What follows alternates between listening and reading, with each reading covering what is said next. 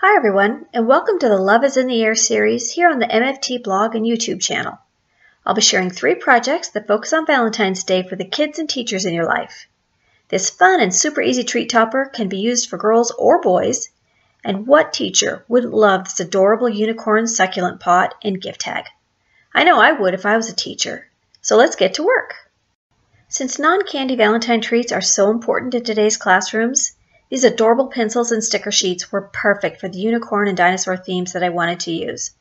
The dollar spot at Target or the dollar store are full of this kind of stuff this time of year. I used the largest of the stitched tag corner rectangle STAX Die-namics to die cut some snow cone and pineapple cardstock. And then I inked up the new Scattered Hearts background stamp with some Sweet Tooth pigment ink and placed each of the die cut panels onto the stamp, covering them with a spare piece of cardboard that I had hanging around my craft desk. And I gave both of them a good rub with the palm of my hand to make sure all the ink transferred to the panel. You'll notice that I'm using my original MISTI to hold the background stamp in place. I find this to be a much easier way to use background stamps because I feel like the stamp is a bit more stable.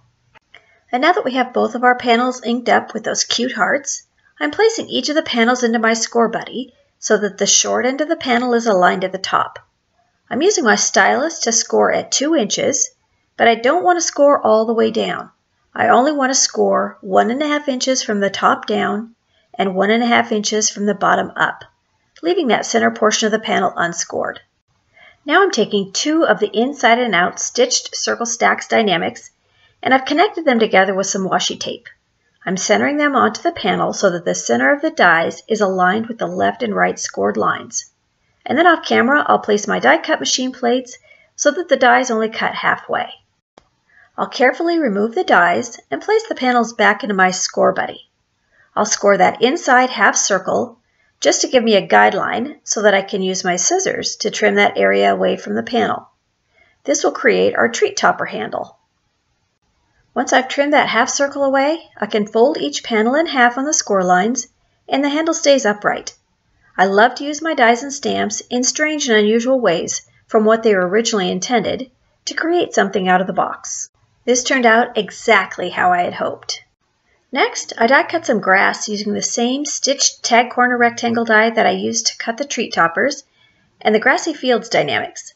I've placed it into my mini MISTI and I'm stamping it using one of my favorite sentiments from the Cutieasaurus stamp set. Then I die cut some clouds, again using the same stitched tag corner rectangle die and the stitched cloud edges Die-namics. And I'm stamping it with one of the sentiments from the new Rainbows and Unicorn stamp set. Both were stamped using black licorice hybrid ink.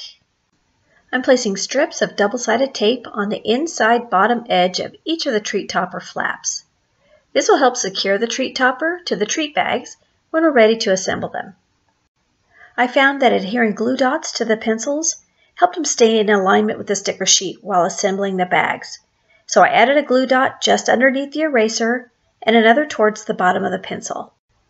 And then I'm adhering the pencil to the back of the sticker sheet and inserting both into the treat bags. Once aligned, I can slip that treat topper over the top of the bag, making sure to slide the pencil through the opening behind the handle. I could just adhere the treat topper to the bag with the double-sided tape and call it good, but I find that the final product feels so much sturdier if I place a few small staples to adhere the back flap of the treat topper to the treat bag. 2 on the upper right and 2 on the upper left with my Tim Holtz tiny attacher. If you don't own one of these babies, you need to get one pronto. I use mine all the time. And now that I've got it stapled, I can remove the release paper from the double-sided tape and secure both flaps to the bag. And now I can start to assemble the scenes on each of the treat toppers. I'm adhering the grass to the bottom of the yellow treat topper with some foam squares, and then I'll adhere the palm tree and dinosaur from the Cutieasaurus stamp set that I stamped, die cut, and colored off camera. Because here's where I think you could get your kids involved in this process. If you're making these for their class, they could easily color the images with their favorite coloring medium, and that would make them feel like they've had a part in creating this gift for their friends.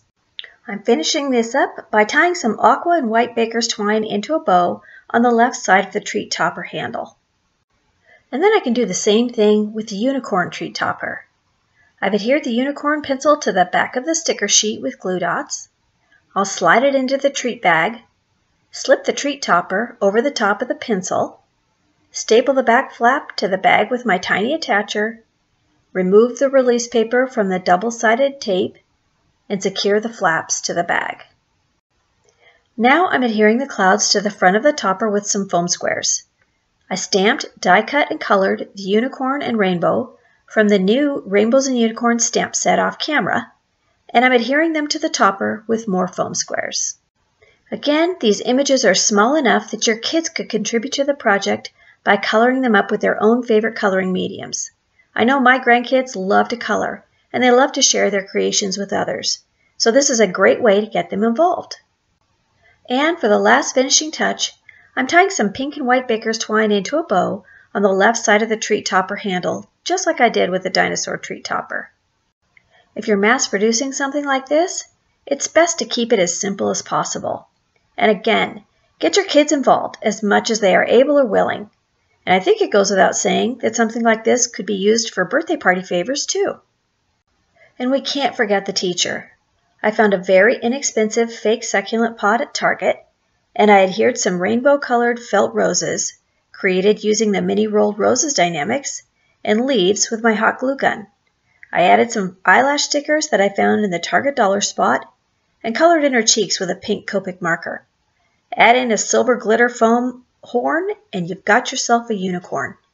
I made a personalized tag using the new Treat Tag Die-namics, the Birdie Brown alphabet and numbers Die-namics, and the fairy from the Rainbow and Unicorn stamp set, as well as one of the papers from the Sweet STAX 6x6 paper pack.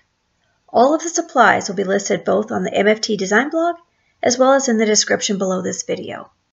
And that'll do it for my Love is in the Air Kids and Teachers projects. If you have any questions, be sure and leave them in the comments below. And I hope you'll come back tomorrow and the next day for more fabulous projects for our Love is in the Air series. Thanks so much for watching, and have a great day.